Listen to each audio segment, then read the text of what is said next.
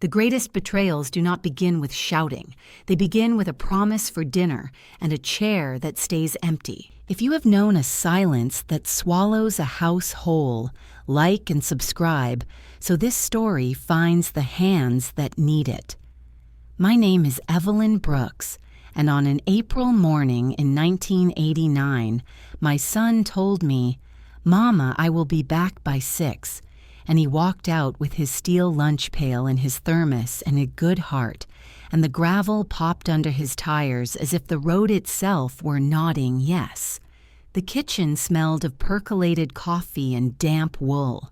Charles had tuned the little radio to the morning farm report, the one where the man always sounded like he was rubbing sleep out of his eyes while telling you about rain on the river. Daniel stood by the door tying the laces on his work boots, heavy boots scarred around the toes from sparks at the mill, and he looked at me the way a 24-year-old looks when he wants you to see him as a man but still expects you to tuck his sandwich where he can reach it. I slipped the sandwich and an apple into the lunch pail, rested my fingers on the dent he put in it with a mistake swing when he was 18, and said, "Call me if you get off early." He grinned that sideways grin, kissed my cheek, and promised again. Promises weigh nothing, and yet they can crush you. Our house sits a little off Highway 32, past a dip where the road snakes between oaks. I stood at the screen and watched him back the truck around, one hand on the wheel, one elbow out, a man in a hurry to make time. He waved the thermos at me like a flag. Then he was gone, and the screen door sighed shut. Charles set his cup down. "He will be fine, Evie," he said, which is what a good husband says when the world still behaves like the world. I nodded. I touched the necklace at my throat, the little silver one Daniel bought me with tips from a summer job when he was 13, carrying groceries for folks who kept their eyes on my hands, but not my face. I wear it when I need to remember softness is worth saving. By afternoon, the sky lowered into a gray that pressed on the fields. I made stew, enough for 3, and kept it low so it would not overdo if he was late. 6 came in with the weather, which had decided to break its promise too. The first drops pinged on the porch roof. I set 3 bowls, then 2, then I stacked the third back into the cabinet as if that magic would pull him through the door. 7 came and went. Charles said, maybe they were running over at the mill some overtime. 8 arrived, and the stew had surrendered to the spoon. I picked up the house phone, the one with the long, curled cord, and stood where I could see the black ribbon of road through the kitchen window while the line rang. The timekeeper at the mill had a sharp voice like a pencil. I asked for Daniel Brooks, badge number written with my own pen into the notepad I keep by the phone, because I have always believed in paper. She put me on hold while the line made that hollow sound of long distance that is not long at all. When she came back, she said Daniel clocked out on time. "Ma'am." He walked out through the south door with the rest, far as I know. I asked if anyone had seen him get into his truck. She did not know. She said she would ask the foreman to check the lot. "Truck plate?" she asked. I gave her the plate and the make and the color and the year we bought it secondhand and the tiny rust flower under the passenger handle, because if the world would not give me my son, I would give it everything it could use to send him back. Charles stood close enough that I could feel the warmth of his forearm. When I hung up, he said, "We are not waiting." We took our coats, the old flashlight that eats batteries, the atlas with coffee stains, and we drove out into the rain. Highway 32 swallowed the beams and spit them back in short strips. We passed the little blue sign where the creek runs under, and then the bend with the white fence that always felt like a marker on some invisible clock. At the gas station, the clerk blinked like he was waking up in slow motion. I showed him Daniel's picture, the one from last Christmas, haircut neat, a soft mustache he kept forgetting to trim. And I said, "Have you seen him tonight?" The clerk shook his head and said no, but he would remember that face. We pushed farther, counting mile markers like prayers. At the diner, the waitress poured coffee into cups that had been washed so many times the porcelain was thin as a secret. She knew us by sight and anxiety. "Not tonight, baby," she said, tapping the picture with a red fingernail, "but I will keep an eye." I wrote our number on a napkin and left it under the salt. Outside, rain ticked on the hood. I held the flashlight down into the shallow ditch along the shoulder, seeing nothing but foxtail and candy wrappers and the dumb glitter of water finding its own way. Charles stepped ahead, scanning the gravel, the weeds, the places where a tire might have left its story. Nothing told us anything. By 10, the rain had become determined. We circled the mill, the chain-link fence throwing our lights back the way a lie throws back the truth. The lot was mostly empty. The south door threw a rectangle of yellow onto puddles. Charles got out and walked the fence, calling Daniel's name once, then again, then not at all, because sometimes you bargain with silence by not inviting it to answer. I sat with my hands on the wheel, air fogging the glass, and I felt the kitchen in my chest, the stew going to waste, the third bowl we did not use, the boots he left by the door, turned in like a pair of sleepy animals. We drove to the county station just before midnight. The fluorescent lights made everyone look like they had not slept in a day. A deputy at the desk slid a form toward me, and then another, and his eyes went sympathetic when I spoke my name. I said it out loud, clear as if I were testifying, because saying your name is the only place that feels solid when the floor tilts. "Evelyn Brooks," I said. "My son is missing." The deputy asked for descriptors, and I gave them all. Age 24, height and weight, the tiny scar along his left eyebrow from a fishing hook, the cleft in his chin, the smell of machine oil that never quite leaves a man who works with machines. He asked about clothes. "Blue jacket, gray shirt, dark work pants," I said. "Work boots, heavy." I spelled his full name letter by letter, because paper deserves respect. He asked for the vehicle plate again, and I gave it again, and then I watched him write our life into boxes that could be checked or left blank. The desk sergeant called the hospital, and then the other hospital, and then the morgue, with a voice I did not like for what it knew how to do without shaking. He radioed someone to sweep the lot at the mill again. "Sometimes they run off with a girl," the deputy said, and then he winced for saying the thing that feels easier than the things that keep you awake. I said Daniel is not a runner. The deputy nodded as if my certainty had a badge. He gave me the pink copy of the report, and I held it like it might heat in my hands if I asked hard enough. "We will put out a bulletin," he said. "If he is hurt, we will know. If he is drunk, we will know. If he is somewhere, we will know." The way he stacked those ifs told me how much in the world falls between them. Charles stood behind me, his palm open and quiet against my back, the way a good man tells you he is an anchor even when the boat is not sure there is water. He asked, careful as he always is, "Do you want to go home?"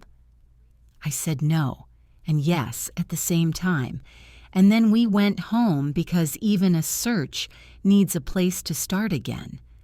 The rain had grown a steady hand. The porch light was off because we do not run it during storms to save the bulb. I reached up, flipped the switch, and the light threw a pale circle into the wet dark. It made the gravel glitter and the emptiness look honest. "He will walk through that door someday," I said, and the words surprised me with how much they believed themselves. Inside, I spread the pink copy on the kitchen table, where the stew pot sat with its lukewarm certainty. I took a clean notebook from the drawer, the kind with a cardboard cover that buckles if you press too hard, and I wrote at the top in careful block letters, "Leeds." Under that, I wrote the time he left, the time I called, the name of the timekeeper, the names of the gas clerk and the waitress, and the mile markers we had checked. I pressed the pen so hard it carved the paper below. I set Daniel's childhood photo beside the notebook, the one where he is 8 with a missing front tooth, cheeks round, eyes bright enough to make you forgive the whole world. I took the necklace at my throat between finger and thumb and felt the little burr on the clasp where it once caught on a sweater, and he laughed at me, because even mothers need saving sometimes. Charles went to the bedroom and sat on the edge of the bed, like a man who knows there will be a line in the morning he is supposed to hold, and he does not yet know where the line will ask him to stand. I stayed in the kitchen because kitchens are where women outlast storms.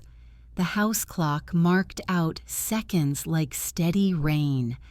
I looked at Daniel's boots by the door. I did not move them. If he needed to come in quick, I did not want him to stumble. The phone did not ring. When it finally did, it was the deputy saying the lot was clear. The hospitals had no one by his name or description, and that we should try to get some rest. Rest is a word people use when they mean surrender. I thanked him anyway. The rain eased toward a hush. I stepped out onto the porch and stood under the light as if it could bleach my fear. On the far side of the road, the oaks were black shoulders against a darker sky, and Highway 32 was a rumor of motion where every set of headlights could be the right one until it was not. I thought of Daniel's thermos, empty now, rolling on the floor of his truck wherever his truck was, a thing that believed it would be filled again in the morning. I thought of the way he said dinner, like it was a place as much as a meal. I thought of the way love is a map you only learn how to read when you are already lost. I went back inside, turned the porch light brighter, set 2 fresh batteries beside the flashlight, and slid the car keys to the lip of the table where my hand could close on them without looking. I wrote the next line in the notebook. Before dawn, retrace Highway 32 mile by mile. Then I closed my eyes and prayed words that did not ask for miracles, only for clarity. When I opened them, the kitchen looked the same, which is a kind of mercy. I tucked the pink copy under the notebook so it would not curl, and I whispered to the empty doorway what I needed to hear myself say out loud for the first time. I am coming to find you. And with that, I pulled on my coat and stepped toward the wet night, because the first mile of a long vigil is always the one you take alone. Morning came like a reprimand. I had written "before dawn" on my notebook, and before dawn I was at the sink with the water running to warm the glass, because my mother taught me warm water sits calmer in a belly than cold. Charles came in buttoning his work shirt, face pulled tight the way men make faces when they want their insides not to leak out. "You are not going alone," he said. I told him he had to clock in or they would dock him, and he said they could dock whatever they wanted, but he was not letting me drive Highway 32 in the dark, with my mind trying to outrun the car. We split the difference. He followed in his truck until the mill turn-off. We both kept our headlights low because fog lay in the dips like breath held too long. I took the route Daniel would have taken home, the South Lot exit, the bend by the white fence, the blue sign at the culvert, the little pull-off with the bulletin board where folks sell mowers and post lost dogs. I stopped and checked for fresh gouges in the gravel, scraped bark, a missed skid. I left my number under the thumbtack that held a notice for a church rummage sale, as if whoever kept the board might keep an eye for my boy too. I spoke to the road like a foolish woman, and the road said nothing at all. When the library opened, I stood at the copier and fed it dimes to make sheets from Daniel's photo. The librarian, a woman with her hair braided and pinned like a crown she did not feel she had earned, set a box of paper on the table without me asking and told me, "Use the staff machine, baby." I filled a whole ream. I trimmed the edges with the blade that slides along a metal rail so the picture looked respectful. At the hardware store, I bought a staple gun and a long roll of duct tape and a plastic sleeve to keep a stack dry. I signed his name in thick marker under his picture and wrote the date and the last confirmed place he had been, and the words, "Please call any time," because I would rather a phone ring me awake for the rest of my life than sleep through a truth.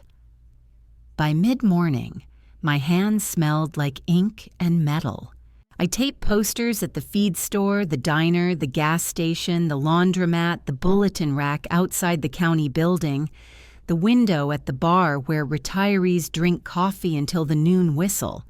I learned where tape holds and where staples do better, how rain licks down the edges if you do not overlap just so, how the wind makes a liar of most plans.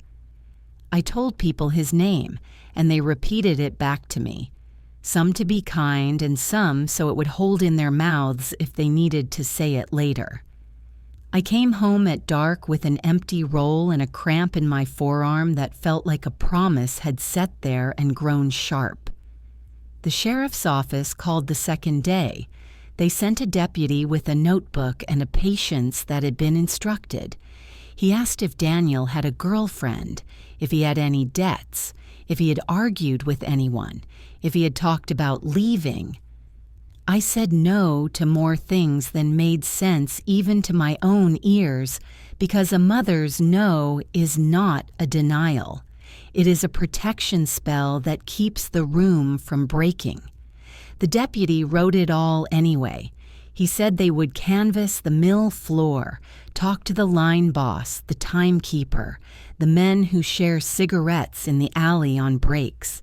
He said they would run the plate statewide. He said words like protocol and procedure. The cold comfort blanket's law wraps around itself when it cannot offer you a living hand to hold. By the weekend, Charles and I hosted our first search. I put coffee in thermoses, not because I needed to, but because ordinary work steadies a person. The neighbors came with their own flashlights and rakes, and Paul from 2 doors down brought a pair of chest waders, because the creek sometimes runs high in the low places, and nobody wants to step into something they cannot step out of. We broke into pairs. I passed out photocopied maps and drew circles where the culverts sit, the rest stop pull-offs, the old quarry road that dips to mud then vanishes. I kept the dog-eared notebook in my pocket and made entries as if writing a thing down could nail it to the truth. Who took which path? What time a pair set out? What they found, even if it was nothing but a torn bag and a dead raccoon, and the tracks of a deer that had no interest in human sorrow. The news came once. A young man and a woman with clean hair and tidy sympathy set up a camera on our porch. The woman asked me to hold Daniel's photo. She asked me what I wanted to say to my son. I said I wanted to say dinner is still warm and we saved your bowl. She nodded like she had learned how to nod in school. The cameraman took a tight shot of my hands on the frame. The light made my knuckles look chalky. When the piece aired that evening, they used a soft piano under my voice and spliced in a shot of the mill's smokestacks against a sky that looked angrier than the day had been. "If you have information," she said, "call the county tip line." For a night, the phone rang with people who needed to feel helpful and a few who needed attention, and one man who meant well but confused my Daniel with someone named Donnie from 2 counties over. It is a particular kind of fatigue to discover how many strangers want to borrow your pain for whatever they are starving for. The second week brought the river. The sheriff stood by the water like he wished it were a different language, and the volunteer rescue squad hauled a flat-bottom boat along the bank until the mud began hurting their pride and their ankles. They set a hook net and dragged slow, the chain scratching over unseen stones. I stood with Charles on the high part of the bank and held his elbow because standing on a rise makes your knees unfaithful. They did not find him, which is another way of saying they did not find proof I could live with. We drove to the hospital in the next county, and then the one after that. I stood at an emergency desk and said his name and described the scar and the cleft and the weight and the boots and the smell of machine oil. They let us walk the hallway to the rooms where men groaned into their bandages or stared out from behind pain that had its own weather. I did not see my son. We drove the rest stops along 32 and then along the route the men use when they cut down toward the river bridges to make time. I learned how to look into a parked car without scaring the person in it. I learned how to knock on a truck door and step back so a stranger could feel safe opening it. I learned how to say my son's name in a voice that did not accuse the world of withholding, even when it did. Charles did what men do. He tightened bolts, he checked the oil, he packed a cooler with sandwiches because his hands needed tasks that ended, unlike the kind we were doing. By the end of that month, the porch light had burned 1 bulb and then a second, and the third was the one we kept on a low glow to save its life. The stew pot had been washed and dried and put away, and I hated it there in the cabinet where it sat like a quiet witness. The neighbors still brought pies and casseroles and quiet eyes in the afternoon, but in the evenings, people remember their own hunger. The boys from the mill came by twice with cigarette breath and heavy kindness and told me he was there at clock-out for sure, walked out with the line into the lot. He had the lunch pail, one said, and I said I knew, because it sat on the passenger seat of his truck most days, dent shining like forgiveness. They told me somebody thought they saw him talk to a man by the fence a day or 2 before, a man in a jacket with a logo nobody could quite make out. The sheriff wrote it down and asked for a description and got a shrug, shaped like a rain cloud. Money began to feel like rain too, always falling, never noticed until you stand out in it and realize you are soaked. Copies, tape, gas, coffee, the new pair of walking shoes because my old ones split where they were not supposed to. Charles took overtime when the mill offered, which meant his eyes grew red and his temper sat closer to the skin than ordinary. We argued about when to rest and about nothing and about everything. He wanted to believe we could exhaust the possible and then the truth would appear because we were good and thorough. I wanted to believe the truth would appear because I loved my son as hard as a person can love another, and the world should respond to that kind of force. We were both wrong in our own ways, and grief is an ungenerous tutor. False tips make a different sound on a telephone. The ring is the same, but your body learns to expect the hollow after the hello. A man from 2 towns over swore Daniel had been in his cousin's bar, drinking rye and singing along to a country song he misremembered. We drove there anyway. It turned out to be a boy with the same shoulders and a haircut that had opinions.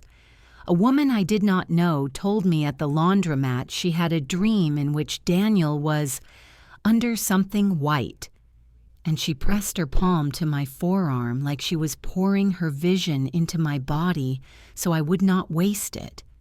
A child pulling at his mother's coat asked me why I cried in the bread aisle, and his mother shushed him while looking at me like I should hide better. On the 7th Sunday, we held a prayer in our front room. The pastor spoke about the wilderness and the pillar of fire, and somebody sang a hymn in a voice that cracked on the part where the melody lifts. After they left, I stood at the window and watched the porch light make a circle of certainty on a world that did not deserve it. "He will walk through that door someday," I said, and Charles flinched like the words had a hook in them. "Or he does not want to be found," he said, and then his mouth went wrong as if he wished he could swallow the sentence back whole. We did not speak for the rest of the hour. Later, he sat on the edge of the bed, and I heard him breathe like a man counting each inhale to prove he could still do it. I slept on the couch, not because I did not love him, but because the couch had a good view of the door. At the sheriff's station, the case file thickened with papers nobody meant to ignore. The deputy learned my voice, and I learned the rhythm of not being prioritized without taking it as an insult. He told me he had spoken to the mill foreman twice, that they had walked the lot again and looked for broken glass, and that none of the surrounding garages reported a tow. He said folks had seen a brown truck with an out-of-county plate near the south exit around the right time, and then he said a dozen folks see a dozen trucks when the mind is ready to cooperate with fear. He told me about protocols for river drags and how they rotate volunteer teams so nobody gets sloppy. And I thought, Lord, how many chores does a county carry that do not end in kindness? I kept the notebook. It lost its fresh corners and grew a softness that comes from going everywhere in a pocket. I taped a small envelope inside the cover for receipts, and I dated every entry in careful letters. Calls to the mill, the name of the gas clerk, the woman from the diner who had seen nothing yet wrote down my number anyway and taped it under the register with a piece of blue painter's tape, because she believes blue holds better. I kept a log of the rivers we scanned, the miles we walked, the bridges we stood under while trucks rumbled above us and sound shook dust onto our hair.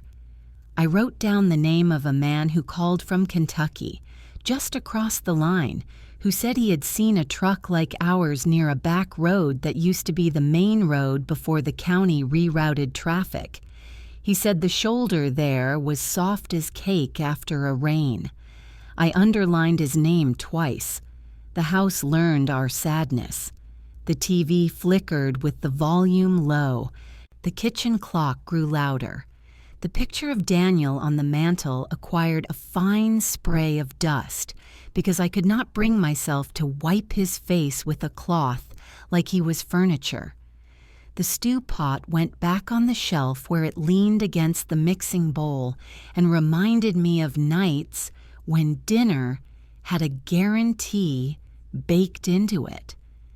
I found his thermos lid on the sill where he had left it to dry a week earlier, and I picked it up and smelled the ghost of coffee and machine oil and something that could have been hope if hope had a smell.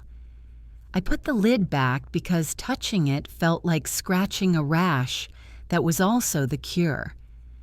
One evening, a woman from the station called to say they had checked the morgue in the next county and then the one after that, and that nobody fit Daniel.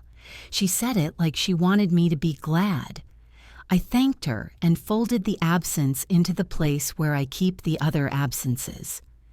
The same night, the young reporter knocked again to film a follow-up. She asked for the light to stay on in the background. When she was done, she touched my arm and said quietly, "If you need help getting the flyers into the next counties, I can bring some on my way to the bureau." The way she said it told me she knew the permission she was not supposed to give. I told her yes. That is when the map got bigger. I took the county map down from the wall and replaced it with the state map that had come folded so many times it held its old creases like stubborn scars. I pinned red strings where Highway 32 runs like a vein, where the river shadowed it, where the bridges thread over, where the rest stop-sit. I circled the back roads folks use when they want to arrive without being counted. I called the sheriff and said I wanted to take a search day across the line into Kentucky. He warned me about jurisdiction and private land and the way some families do not like strangers stepping past fences, even if the strangers are grieving. I told him I know how to knock and I know how to say please, and I know how to leave if asked. He said, "Mrs. Brooks, you are not the kind we worry about." And the way he said it made me hate how often they have to worry about other kinds. Charles watched me string the map and rested his hand on the back of a chair like he was ready to hold on in case the room tilted. "We are not enough for all that," he said.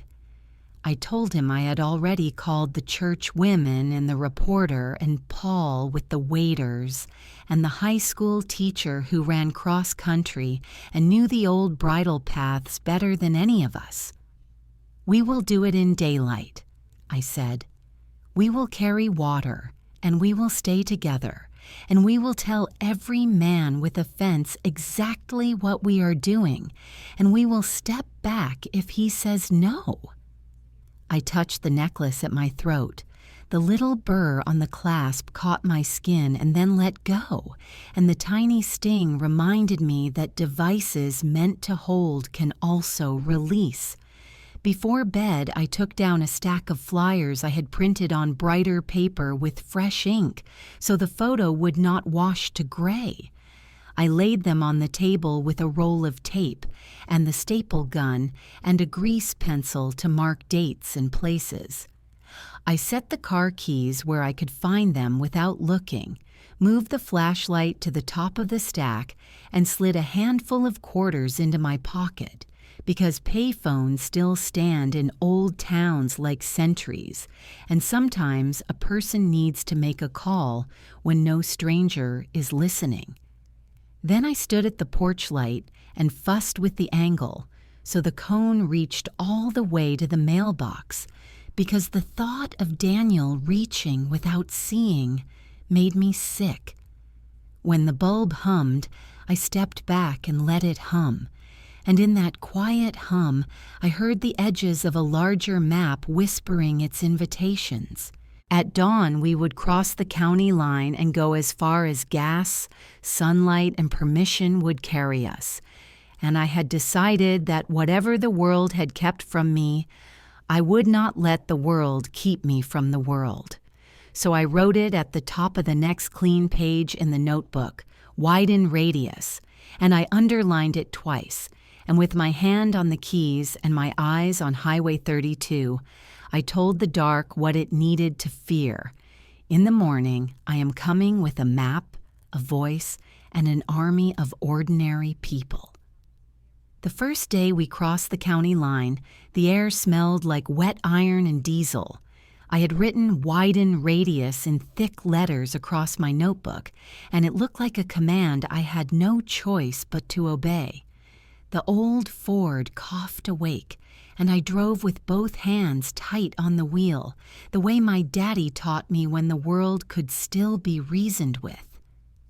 Charles came along for that one, but his silence was different now. It wasn't a silence of patience anymore. It was the silence of a man who had run out of ways to stop a river with his bare hands. I wanted him there, though. Even two people saying the same name into the wind sounds louder than one. The first town over the line was small enough that the diner was also the post office, and the post office was also a place where gossip came to be washed and hung out to dry. I ordered coffee and laid Daniel's photo on the counter like communion. The waitress looked, nodded, and said she hadn't seen him, but would keep the picture up beside the register. I left $1 under the saucer and noted her name, Glenda, in my notebook. Every name mattered, even when the mouths they belonged to couldn't offer more than sympathy. We drove through stretches of farmland where nothing changed except the direction the fences leaned. I stopped at gas stations, hardware stores, and even a sawmill that smelled of pine and machinery. Some folks recognized the name Brooks from the news segment. Some didn't. A few asked questions that felt rehearsed. Had he ever been in trouble? Maybe owed someone money, or had a girl he'd disappointed? I answered each one carefully, because I had learned that people decide what kind of mother you are before they decide what kind of son you deserve to find. By evening, we had tacked up another 40 flyers. The map in the glove compartment now had creases that looked like veins. I traced the route home with my finger and whispered, "He'll walk through that door someday," just to hear the words exist in the car. Charles didn't answer. His hand rested on the door handle like he was ready to step out into silence and stay there. The next week, he did. I came home one night from hanging flyers in the next county and found him sitting at the kitchen table, his face gray in the porch light. "Evie," he said, and my stomach dropped because his voice carried the kind of calm that means a person has already decided. I can't keep chasing what doesn't want to be found. I stared at him, waiting for the rest, for the but or the until. And when it didn't come, I said the only thing that felt solid. "You go if you must. I'll still be here when he comes back." He nodded, stood, and packed a small duffel that held less than any man should take to start over. He left before dawn, his taillights blinking once at the end of the gravel road. I didn't chase him. I just turned the porch light a little brighter and wrote his departure in the notebook under a new heading, Loss, 2nd degree. For a time, it was just me, the notebook, and the dog-eared map. The sheriff had officially marked the case inactive. The word made me furious. How could a son be inactive? How could a mother be expected to retire from love? So I went to the county building and asked to see the file. The deputy hesitated, said it wasn't common practice. I said neither was waiting 30 nights for a knock that never came. He brought it out anyway, and I sat at a gray table under buzzing lights, flipping through paper that smelled like old toner and dust. Each report was a fragment. Timestamps, witness names, cross-references to nothing. I copied every page number into my notebook. One line stuck out. Vehicle may have been removed from premises by unknown third party. No report of towing. I underlined unknown third party until the paper nearly tore. That phrase would follow me for decades.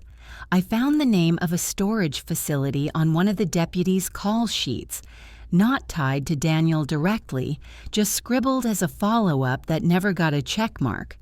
State Line Storage, Route 48. I didn't ask permission. I just drove there. It was autumn by then, and the trees had begun to give up. The man at the counter looked at me over half-moon glasses and said he couldn't release any information without a court order. I gave him Daniel's name, the year, and the county of record. He sighed, typed something, and frowned. "Unit was cleared out last month," he said. "Unpaid rent. Belonged to someone listed as D.R. Brooks. We forwarded items to the sheriff's department for holding." I asked what items. He said he didn't know, just a box of personal effects. I drove straight to the county station. The deputy on duty looked confused until he found a cardboard box on a metal shelf in the evidence room. There, under fluorescent light, sat what felt like a ghost packed by human hands. Inside were a work jacket, a few tools still dusted with red soil, a small framed photograph of me and Daniel from years ago, one I hadn't realized was missing, and a folded piece of paper that had been worn nearly to translucence. On it, faint but still legible, was a highway mileage list with Route 32 circled in pencil. I could almost hear his voice saying, "That's our road, Mama." The deputy said they had no further context. The box had been logged under unclaimed property from an unpaid unit near the state border. No record of who rented it, just the name D.R. Brooks. I asked if I could take it home. He said after 10 business days, if no one claimed it. I said nobody else would. I signed the release form when the waiting ended and drove home with the box on the seat beside me, like it could buckle itself in. I carried it inside, set it on the kitchen table under the same porch light glow that had witnessed everything, and just stood there. The jacket smelled faintly of steel dust and pine cleaner, the kind they use in motels. That night, I opened my notebook and started a new section. Evidence log. I listed each item, the date found, the location, and a description. It gave my grief the illusion of purpose. The jacket, the tools, the photo, the paper with Route 32 circled. I wrote "Connection Unknown" beside each entry. Then I added a new line beneath them. Faith. Ongoing. I mailed a copy of my notes to the county office, asking that they attach it to the file. The clerk didn't understand why I bothered. "Case isn't active," she said again. I told her that wasn't her decision to make. She nodded like she was used to being corrected by women who refused to fade. Winter came sharp that year. Ice hung from the porch eaves, but I still kept the light burning. The bulbs frosted over from the cold, and the glow became softer, hazier, a halo for absence. I spent nights reading through missing persons bulletins from surrounding states, circling any that mentioned Ohio.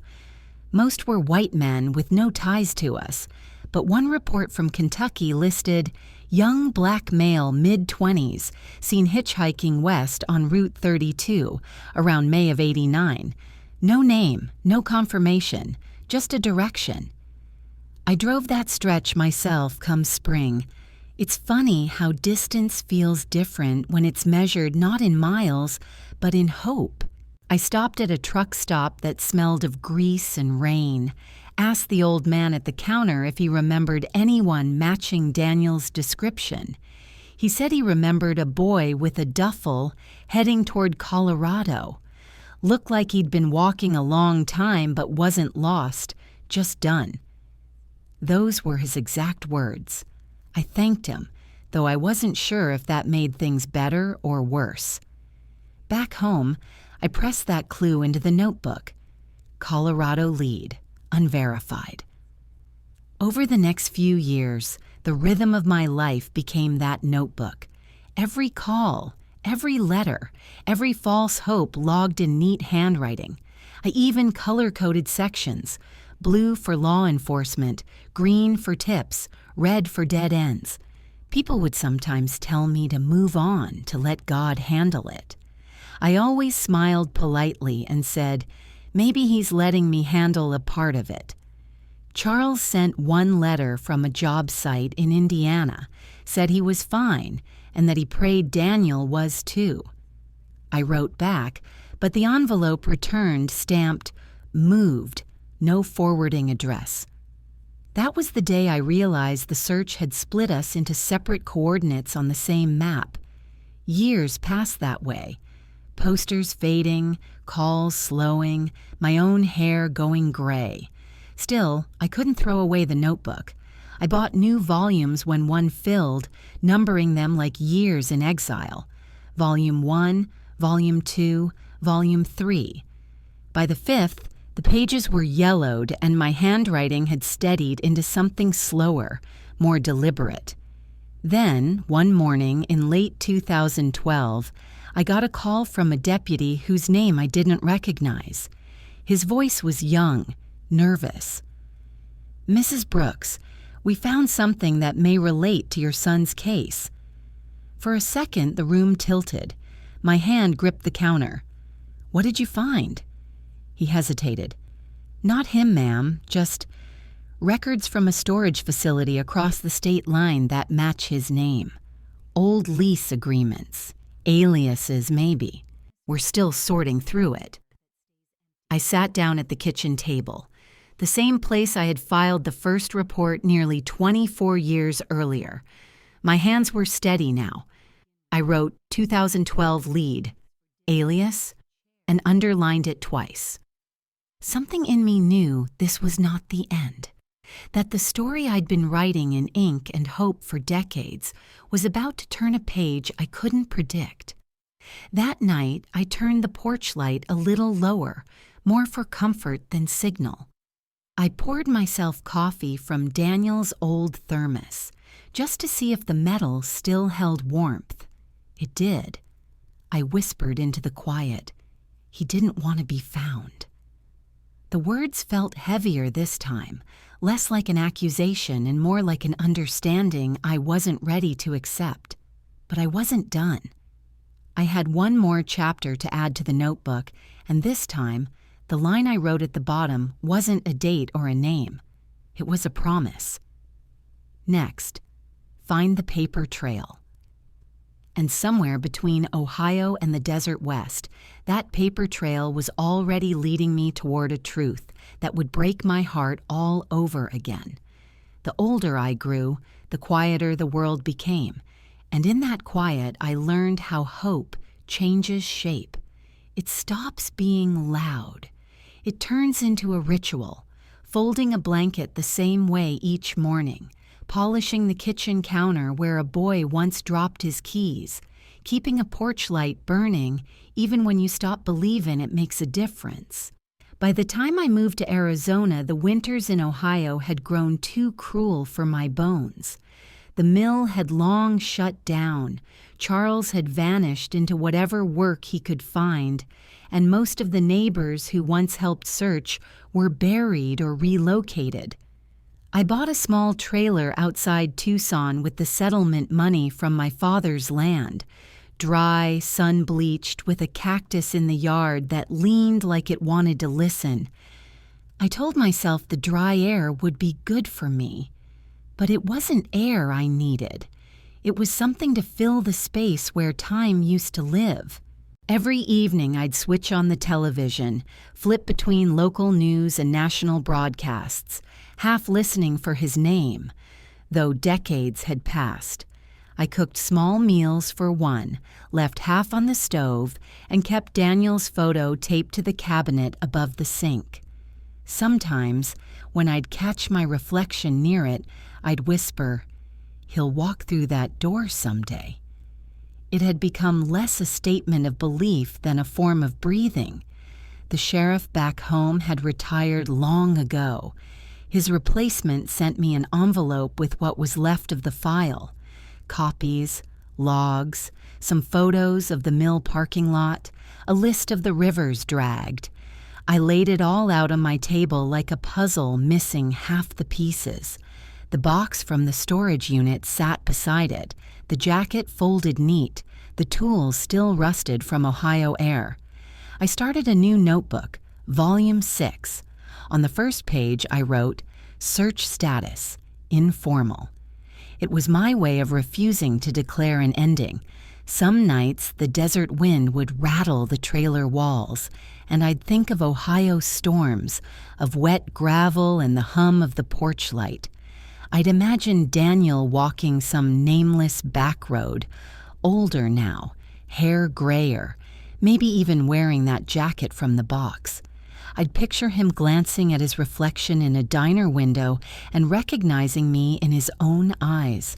And yet, beneath that imagination lived another voice, cold, factual, like the line from my old notebook. He didn't want to be found. I used to hate that sentence. Now I just carried it.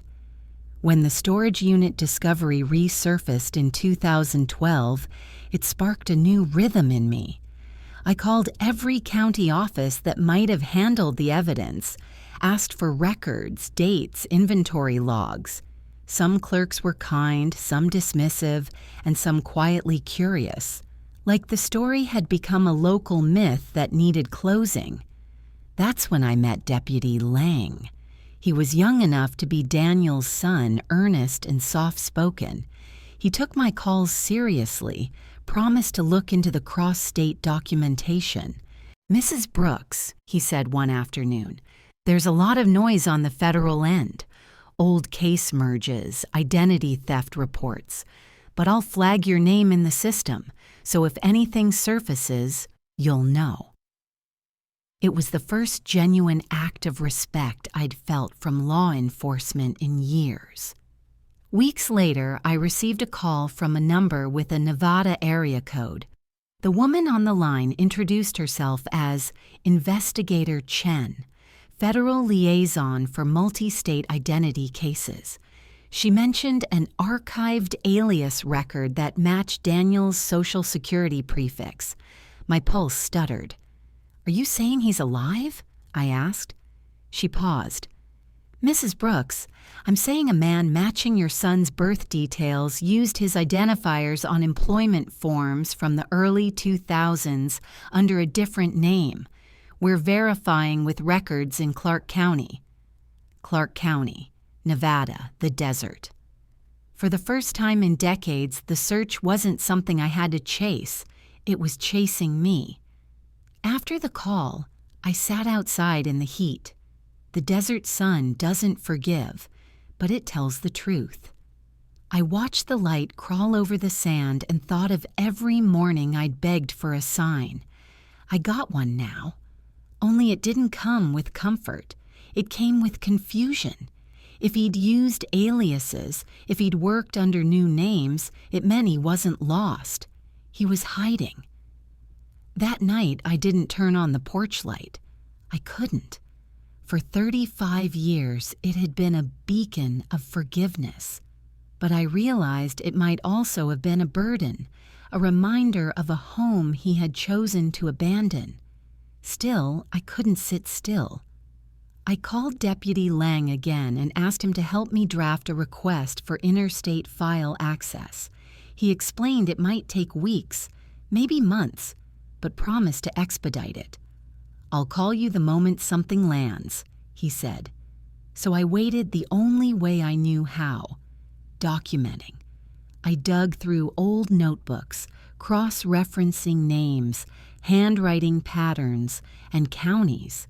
I started to see Daniel's life not as a mystery but as a series of decisions, a map he drew while walking away. And then came the email. The subject line read, "Clark County Arrest Record, Possible Match." It included a link to a news article dated just 2 days earlier. I opened it. There, in a blurry still frame from a local TV report, was a man in handcuffs being escorted out of a courthouse. The caption read, "Nevada contractor accused of federal document fraud. Real name under review." I leaned closer. The photo wasn't clear, but the profile, the jaw, the set of his shoulders, was Daniel. Older, heavier, hair gray at the sides but unmistakable.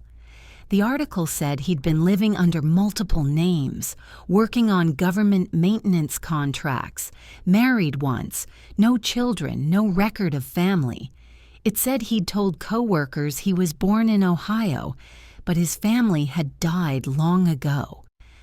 The words blurred before my eyes. My breath caught in my throat, sharp as betrayal. He was alive. He had been alive all along, and he'd erased us. I turned off the computer and sat at the kitchen table with my hands flat on the wood. I stared at the notebook open to the last page where I'd written, Faith, ongoing. I crossed out the word ongoing. For the first time, I felt the weight of reality press down like the Ohio rain all those years ago. When I finally spoke, my voice was steady. If you've been through something like this, if you've waited for someone who didn't want to be found, tell me in the comments, I whispered, as if my own story were an echo traveling through time. Then I reached for the porch light switch, the one I hadn't touched since arriving in Arizona, and flipped it on again. The desert outside glowed pale gold. I'm not finished, I told the empty air, because a mother doesn't stop looking, not when the search changes shape, not when the hope turns cold, not even when the truth starts to hurt more than the silence ever did. And somewhere out there, my son, who now had another name, another history, was walking free under the same unrelenting sun. But this time, I wasn't the one waiting. This time, I was the one preparing to knock on his door. For 35 years, my story had been a quiet one, told mostly to notebooks, strangers, and a porch light that refused to die. But the night I saw Daniel's face on the Nevada news, something in me that had slept for decades sat up straight. He was alive, and telling the world his family was dead. For a long moment, I couldn't move. The television hummed in the small desert trailer, its glow washing over the faded curtains and the dog-eared notebook on my table. The reporter's voice carried through the static. Authorities confirmed the suspect had been living under at least 3 names across Nevada, Utah, and Colorado, employed on multiple federal maintenance contracts. 3 names, 3 lives, and not one of them had room for me. The story replayed again at 10. I watched it twice, memorizing every small detail, the tilt of his chin, the worn denim jacket he wore when they led him through the courthouse door, the way he didn't look at the cameras. I knew that posture. It was the same one he had when he lied to me as a boy about breaking a neighbor's window. Shoulders tense, eyes low, heart somewhere far away. I didn't cry. The years had trained that out of me. Instead, I wrote. I filled 4 pages in my notebook: time of broadcast, date, channel, reporter name, location, case number from the Chiron.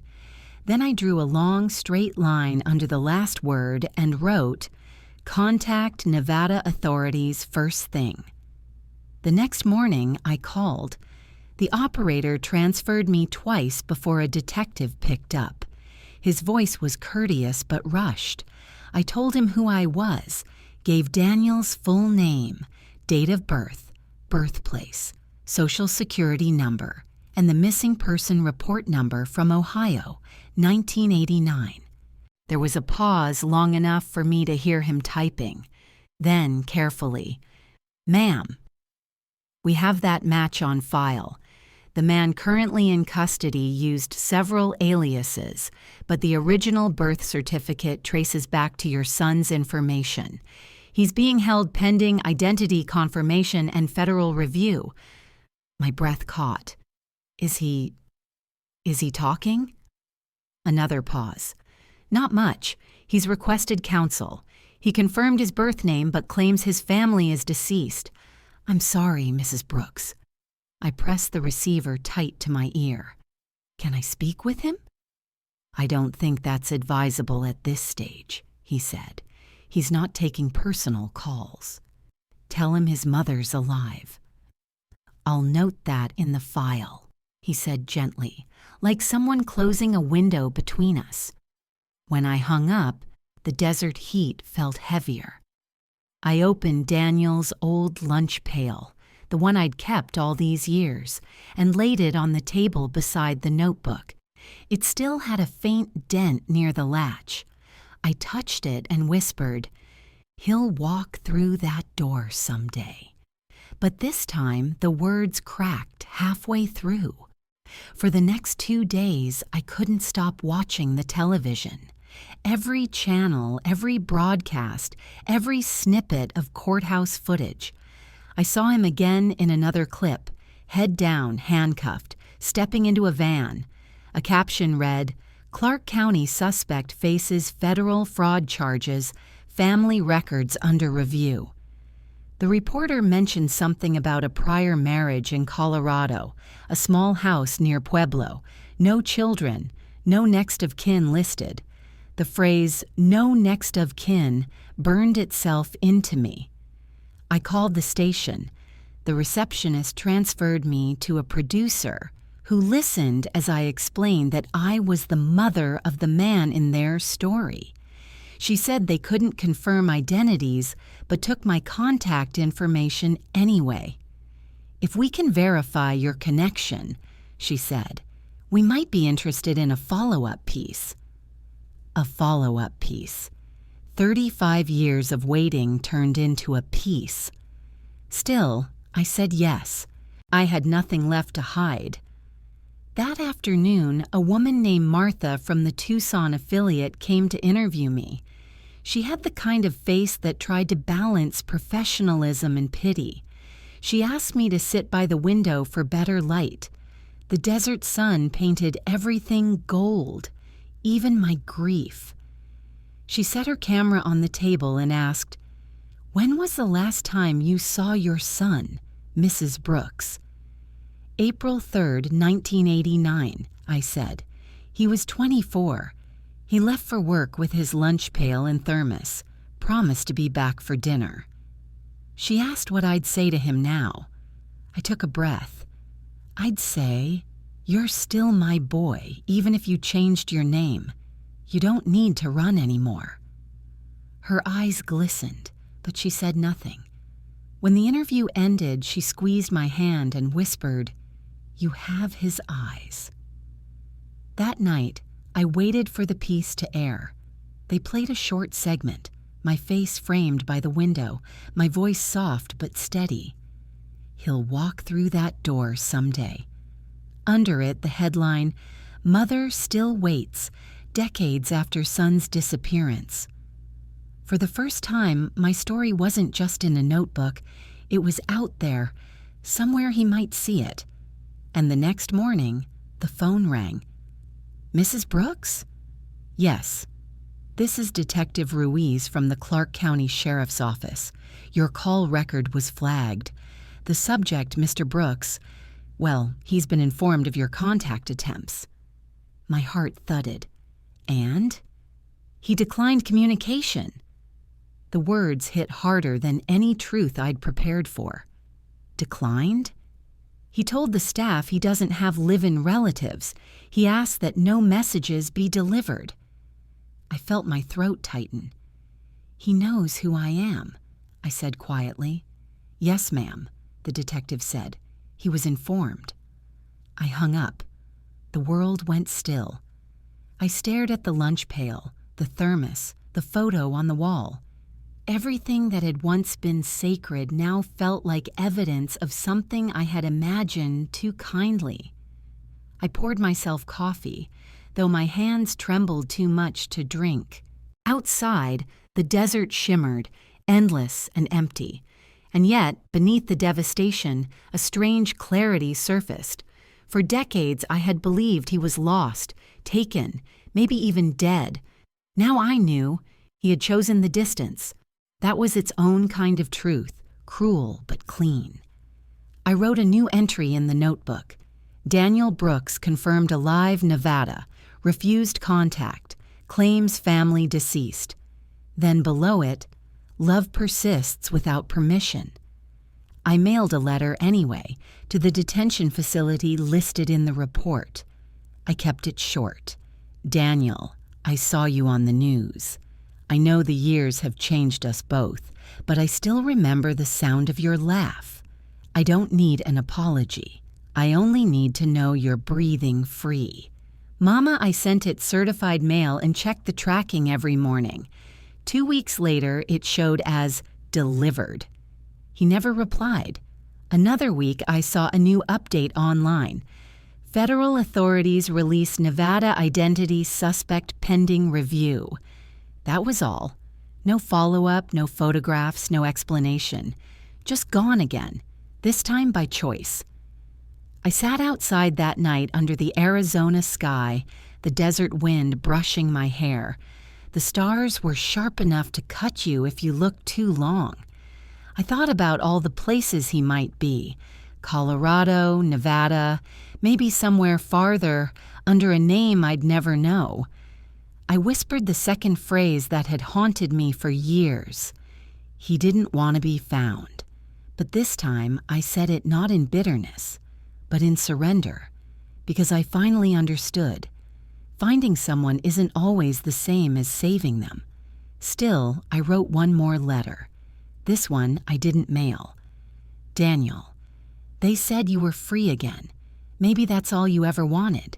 Freedom. Maybe home felt too heavy. If you ever wonder whether you were loved, let me tell you. Love never needed you to stay. It just needed you to exist. I keep your boots by the door, the porch light still on, not as a beacon anymore, but as proof that once upon a time, someone waited for you without end. Mama, I folded it, slid it into the last page of my notebook, and closed it softly. The next morning, I made a decision.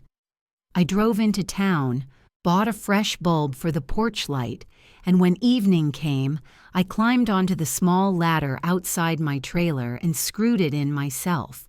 For 35 years, that light had been my signal to him, but from now on, it would be my reminder to me that even unanswered love still lights the way home. As I tightened the bulb, I whispered one last vow into the cooling desert air. I'll keep it burning until I don't need to anymore. And deep down, I knew that time was coming. Because sometimes, closure isn't a door slamming shut.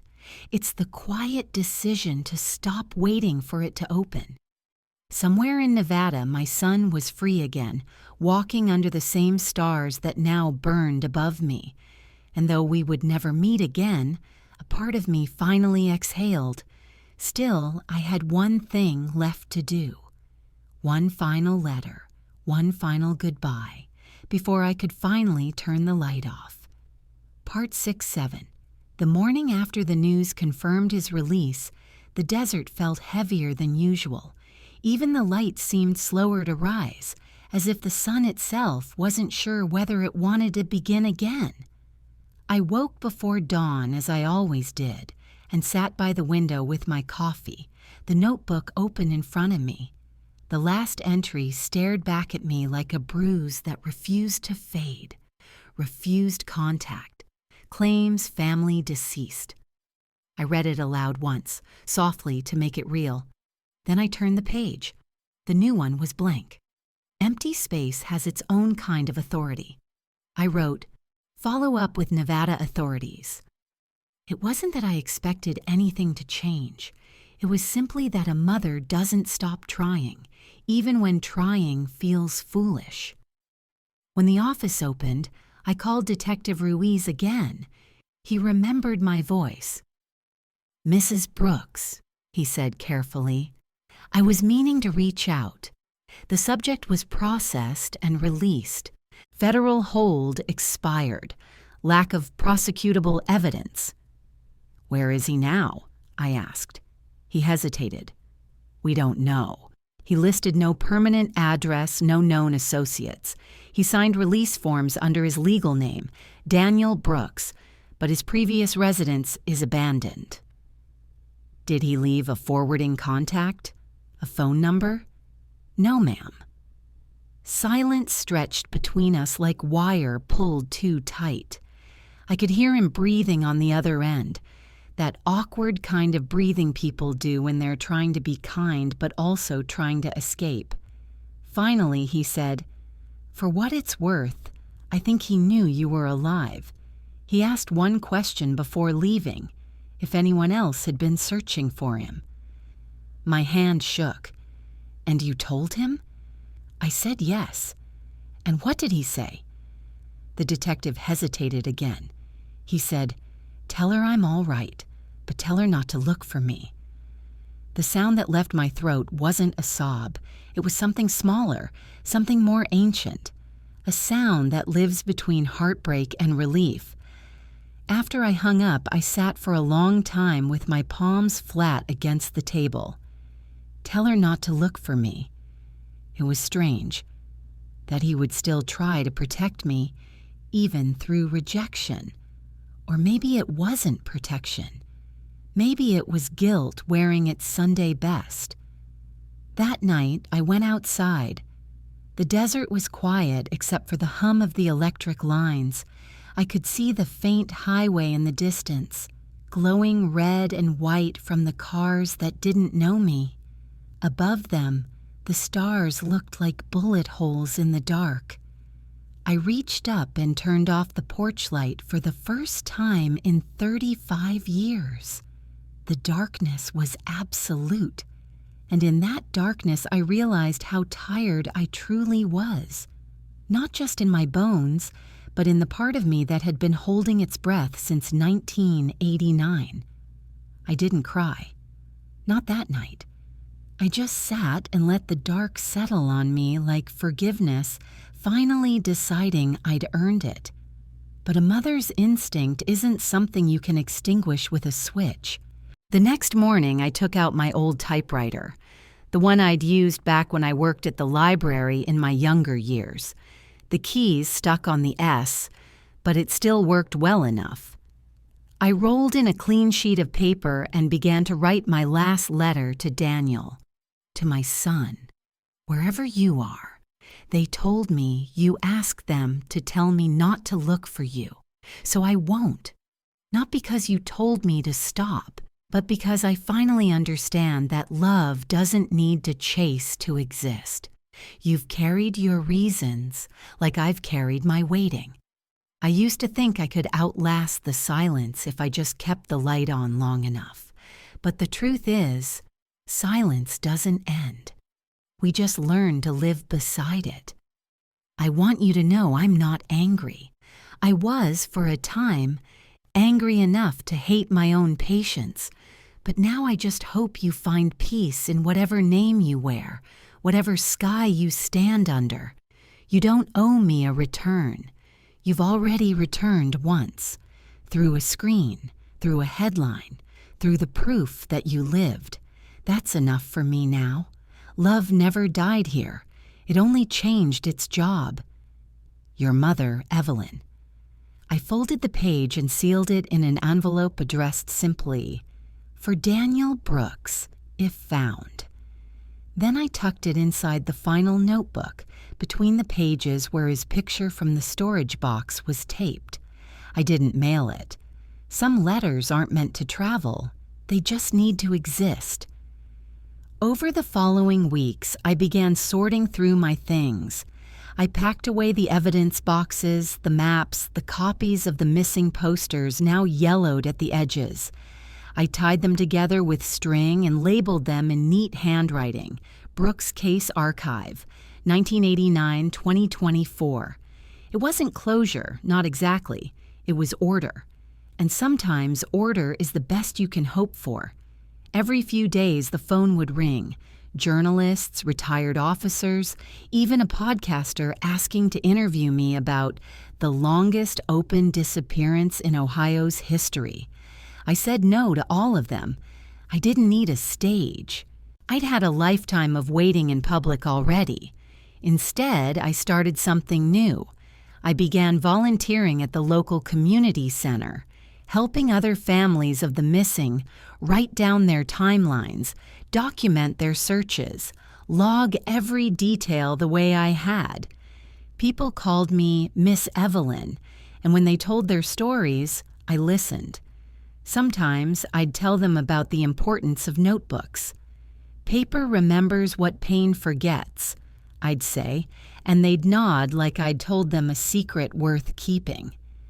Then one afternoon, as I was leaving the center, a young woman with tight braids and eyes that knew something about loss stopped me. "Are you Mrs. Brooks?" she asked. I nodded. She said she'd seen the news years ago about my son, how I never gave up. "My brother's been gone 3 years," she said softly. "Every night I keep a light on, just in case." I smiled. "That light doesn't call them home, baby. It calls you back to yourself." She cried a little, and I held her hand until she could breathe again. That night, for the first time, I felt something I hadn't felt in decades. Peace not built from waiting, but from witnessing. Still, one last unfinished thing lingered. The detective had promised to forward any future updates. I hadn't expected one. But one afternoon, months later, a letter arrived. The kind printed on federal stationery. My hands trembled as I opened it. It was brief. Subject Daniel Brooks confirmed release, Nevada, December 2023. No further legal action. Current whereabouts unknown. Case file formally closed. I set the letter down beside my coffee cup. Formally closed. Such tidy language for something that never really ends. But maybe endings aren't about paperwork. Maybe they're about choices. That evening, as the sun fell and the desert cooled, I stepped outside with my thermos of tea. The horizon glowed in streaks of violet and gold. I turned the porch light on just once more and whispered into the dusk, "If you ever see this light, know it's not waiting, it's forgiving." Then I went back inside and began drafting a note for the producer from the Tucson station. I told her she could share my story if she wished, but not as a tragedy. I wanted it to be about endurance, about mothers who refuse to disappear even when their children do. I ended the message with the same line I'd told that young woman. The porch light doesn't call them home. It calls you home.